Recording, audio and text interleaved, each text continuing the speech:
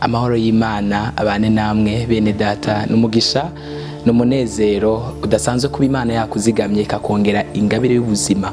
Imana ihabwa icubahiro, Imana ibishigwe hejuru kuba yashoboye kukurinda. Rero twaraganiriye ko kuri ijambo ry'icaha, tuganira ku caha, ingaruka y'icaha ni ingaruka mbi cane. Twavuze ko icaha kidutandukanya n'Imana kandi ko atamahoro kumunyavyaha, nta mahoro kumunyavyaha. Ushobora gukora ikintu umunsi ukakinyegeza, ariko kubakira ku caha ni nko kubaka inzu yawe ukayubaka ahantu hatose, ni nko kubakira ku hantu hadakomeye. Hanyuma uko iminsi igenda yanzu yoroha uzosanga yaguye kandi igashobora kukugwako. Imana idufashe cane. Ingero y'icaha n'urupfu, kandi urashobora kwihana Imana ikakubabarira, ariko uko icaha kigwira mu buzima bwawe hari ivyaha bimwe na bimwe bigira inkurikizi. Ugashobora kwihana ariko inkurikizi y'icaha, wasambanye, wagwaye sida, Imana irakubabariye, irakwejeje, ariko sida ntimuvana. Watwaye inda, Imana irakwejeje ko wasambanye, irakubabariye, mugabo inda ntago umwana wahasamye inda nyene. So hari ibintu rero bimwe na bimwe byoba vyiza ko wirinda icaha, ukaba kure y'icaha kugira ngo ubuzima burushirize kugenda neza. Yesu adufashe cyane kandi Yesu agugirire neza. Rero hari ibintu vyinshi Satani agenda gushira imbere kugira ngo bishobore kugushira hasi no kugushira kure y'ubwiza bw'Imana. Nimba warakoze icaha, hari ubundi buntu budasanzwe bw'Imana bushobora kugukuraho umuvumo. Birashoboka kumbure uyu munsi uri kuvuga nti God, naraciye muri ibi na biriya, Satani yaransambuye ancisha mu vyaha, anyononera ubuzima, anyononera CV, anyononera ubuzima bwanje, anyononera background, but I'm back again. Ndagarutse muri presence yawe. Forgive my heart, forgive my life. Unyeze, untunganye, ungirire ikigongwe. Birashoboka ko ushobora gusesa amaraso ukica, ukaroga, kica kabisa atakinyu, ukaroga abantu ukabagirira nabi, ukabaha amapoison bakamererwa nabi. Ariko nagira ndakubwira, ivyo vyose ivyo nta mahoro uzobironkana, kuko nta mahoro abaho ku munyavyaha. Ndazi ko hari igihe kimwe uzova mw'isi kandi ubazwe ico wakoze n'ivyo wabayemo hano kw'isi n'umumaro wagize hano kw'isi. Imana igufasha kandi Imana igutabara. Dusome ijambo ry'Imana y'urufatizo. Ijambo ry'Imana riri mu Itanguriro igice ca 3 ku murongo waho w'icenda. Havuga ngo uhoraho ahamagara uwo muntu, aramubaza ati uri hehe? Aramwisura ati numvise ijwi ryawe mw'itongo, ndatinya kuko ndi gusa ndinyegeza. Imana idufashe cyane. Yesu adutabare. Hano ni Adamu na Eve barakoze icaha. Satani amaze kubakoresha icaha baca bumva timidite ako kanya. Uyu munsi ngomba mvuga ko n'icaha kizana timidite y'umuntu ikamutandukanya na presence y'Imana. Reka ndakubwira, igihe uzobona umuntu mukorana igikorwa c'Imana, umuntu ari mu murimo w'Imana, umuntu yahora muri presence y'Imana, umuntu yahora mu bwiza bw'Imana, ariko agenda yirotira bukebuke, yirotira mu gikorwa, yirotira mu kwitanga, yikura mu yisokora bukebuke, swat azoba yakoze icaha, canke se yarayandi mageragezo Satani ariko aramuteza, canke se ariko arakaya ibintu bimujana kure y'ubwiza bw'Imana.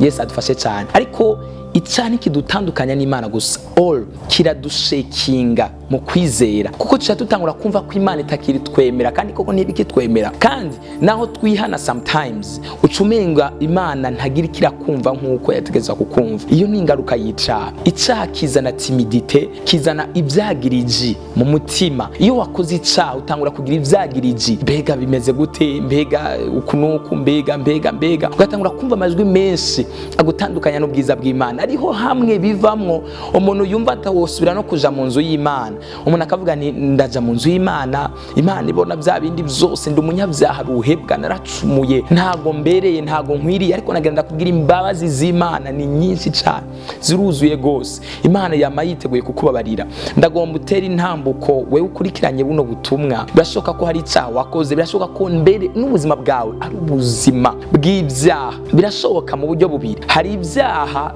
vya karande bigukurikirana.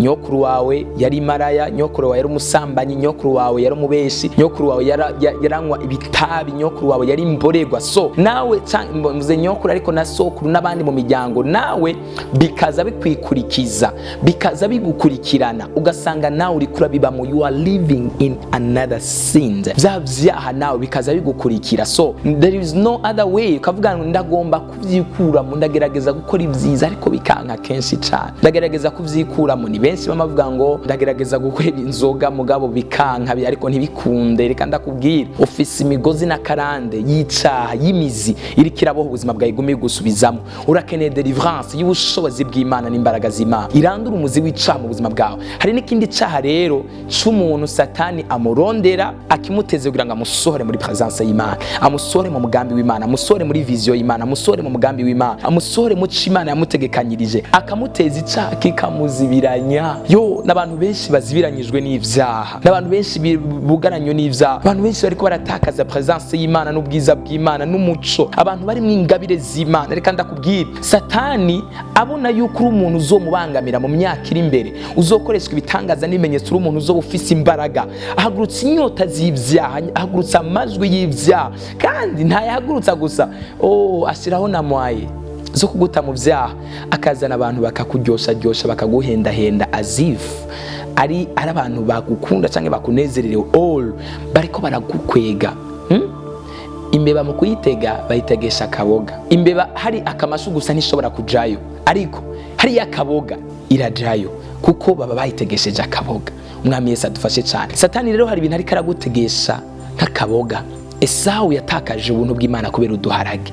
Imana idufashe cyane. Satani aramuhenda, Yakobo aramuhenda, aramubwira nti ngurisha ndaguhereze tuno duharage hanyuma ube petit frère nanje mbe grand frère. Ntago uca bigenda jewe mbe bukuru kubera uduharage. Aragurisha umugabane wiwe.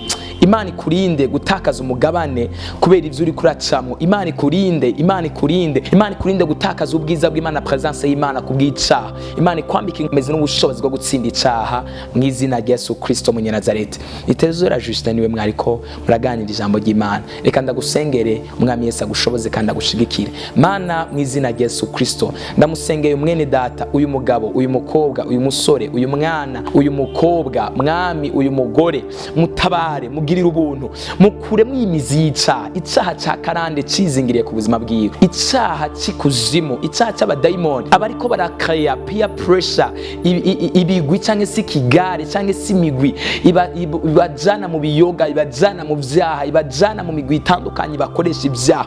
Mwami Imana mugobotore muhe kwirota